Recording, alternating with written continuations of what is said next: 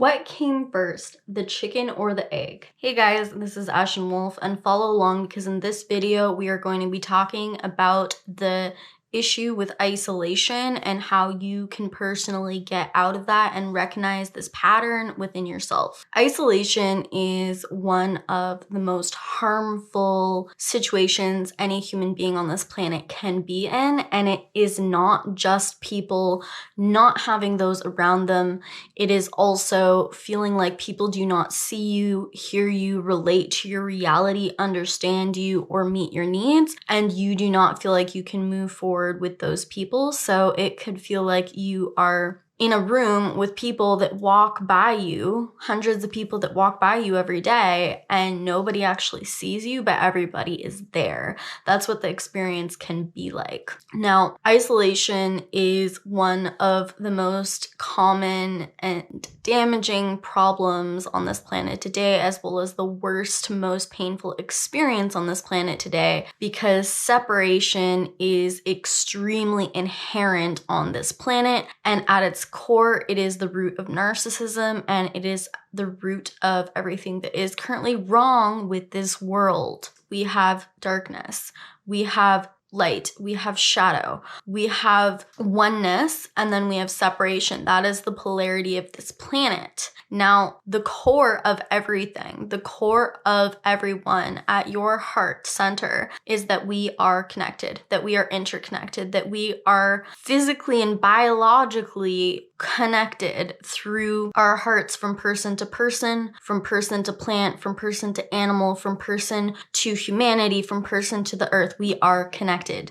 And that is on a physical level, not just a multidimensional theoretical level. We are physically connected. Nassim Haramein talks about us being connected through a mathematical system and a scientific system that he has proven called the black hole theory, which actually describes black hole or a 0 point being at the center of everybody's hearts, and we are connected by that heart system. Science has also been able to prove the electromagnetic field of a human is about 6 feet wide, and that's how powerful the heart is. So when we are around each other, we're actually communicating through that heart field, and we're passing all of this information. And that's why people who aren't even aware of spirituality get a lot of different telepathic communications with those they're close to, because the heart is communicating on so many unseen levels that we cannot describe with our conscious mind. Oneness is at the core. When somebody is isolated, when somebody is not having their most basic human needs met, which is unity, we need to be connected first and foremost to our biological brethren, humanity, people. We need people. This is not possible for most people on the planet today to truly get their needs met through people, to truly be close to people, to have genuine intimacy with people. And this is why humans are making horrible life decisions, and why on a global scale we are making horrible decisions, because these needs are not being met and we feel disconnected from humanity, from the planet, and from ourselves. I want you to think of it, the pain of isolation, the human heart, okay? The core of everything you can think of when it comes to sentience, emotion, feeling. Imagine to physically represent what's happening when someone is isolated, that heart that you have in your body is physically shrayed into thousands and thousands and thousands of singular pieces that can represent separation. And you feel that you are this one little shred in the middle of that, all alone. The planet today is not doing good, and things are only going to get worse. And most people don't like to hear that because it's not a fun reality. And yes, you can always do different things to create a reality for yourself where you are not fighting against the current and creating less suffering for you personally, and hopefully those around you as well. But the truth is that humanity is in a push or pull to awaken right now, and the heat is getting turned up. We have to step up to the plate because unfortunately, humanity has been living in an extreme degree of narcissism for much too long. And not only are the animals, the plant kingdom, and the earth herself being largely affected by us, but we also are affecting each other in this way. And we are not waking up and learning from these bad decisions at a fast enough pace that it even makes sense the direction humanity is currently headed towards for this planet and for ourselves. So the heat to form awakening of suffering has been turned up by the universe at large and by humanity at large to actually answer the call of our asking to awaken. And the root of all human suffering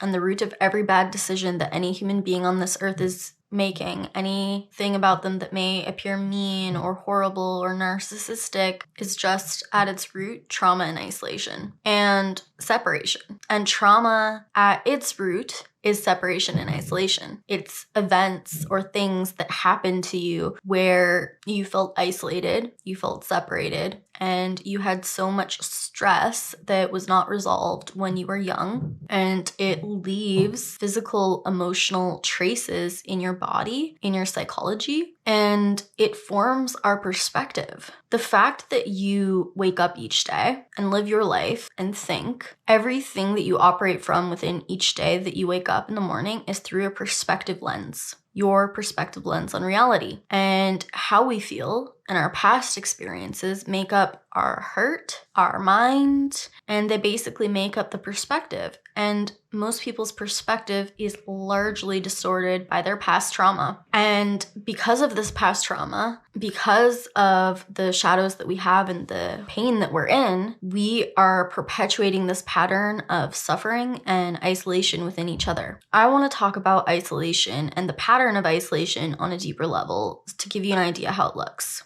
Let's say that one human being has life experiences where humanity hated them, where every human being hated them in childhood. And so they begin to develop a protector part that starts to hate humanity and starts to also be simultaneously scared of humanity and hide from humanity. That person is not going to get out of their box to experience humanity enough to get out of isolation. When they're running from those patterns, they're essentially stuck. And they're going to keep on making decisions based of those patterns, and they are going to continue having experiences that validate the fact that humanity is scary and hates them. And they will not be able to get out of this suffering, which is isolation, unless they heal that trauma. When they do heal that trauma, they may figure out that there are plenty of people on this planet that want to love the shit out of them exactly the way that they are. And it's going to extremely change their perspective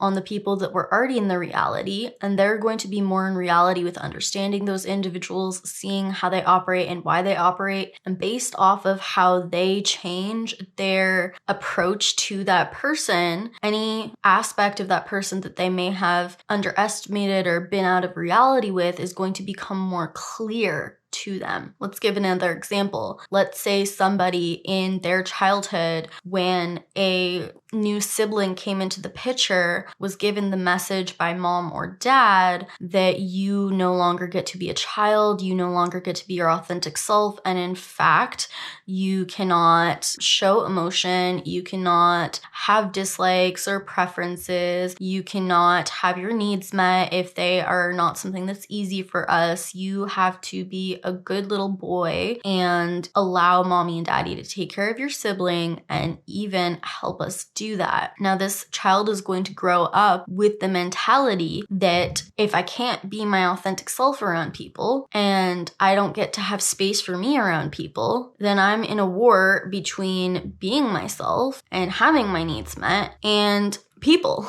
And so this person is going to choose with their own free will to stay away from people and is not going to feel good around people because they won't be able to be themselves and they will take over responsibility for meeting other people's needs. Again, the root is trauma. And if this person does not take a look at this trauma, then they won't be able to get out of this pattern. No matter what experiences you want, no matter how you want to personally better your life or better yourself, connection is like air. Connection is like water. Connection is like food. We physically need connection. We physically need people to see our reality. We physically need to be able to receive people's love when they give it. We physically need to have intimacy with people and have them meet our needs, whether it's validation, whether it is acts of service, whether it is gift giving, whether it is just quality time. We need to be around people. We need to interact with people because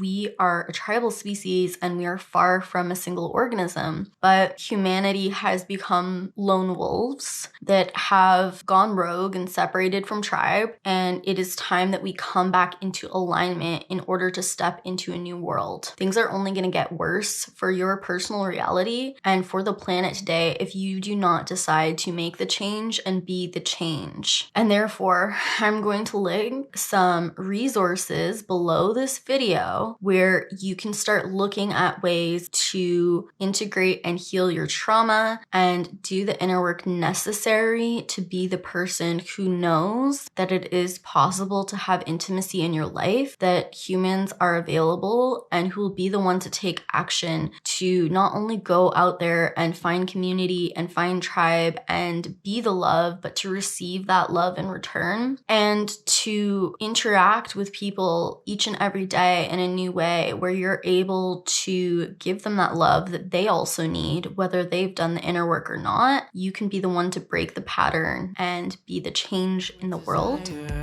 As he runs the race, half light, the moon is always knowing.